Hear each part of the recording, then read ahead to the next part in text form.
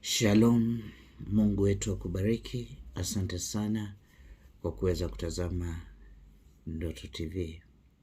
Leo hii nataka nikufunze ndoto hizi ambazo ni za maana sana unapoota mwishoni mwa mwaka ama hata mwanzo wa mwaka. Unapaswa kuzizingatia. Ndoto ya kwanza ni ndoto ambayo unaota ukiwa mjamzito. Unapoota ukiwa mjamzito, basi inakuashiria ya kwamba unahitaji kuwa na uvumilivu. Kuwa na uvumilivu, kuna baraka zitakuja.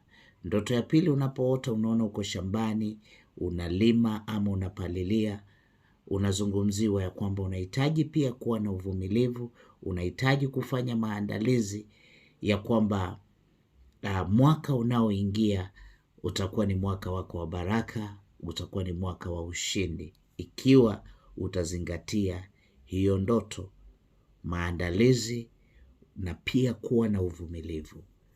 Ndoto ya tatu ni ndoto ambayo unaona ukivuka daraja. Daraja lenyewe ni bovu, linatisha, linaogopesha, lakini ukaona ukivuka. Angalia, sio kwamba ulishtuka tu ukaamka kabla ya kuvuka, ukaona umevuka lile daraja ambayo ilikuwa bovu. Unazungumziwa licha ya magumu, changamoto utakayopitia, mwaka unaoingia, mwaka mpya, utakuwa ni mwaka wa afueni na mwaka wa baraka. Ndoto ya nne ni ndoto ambayo unaota ukipanda mlima kisha ukaona umekwea pale kileleni.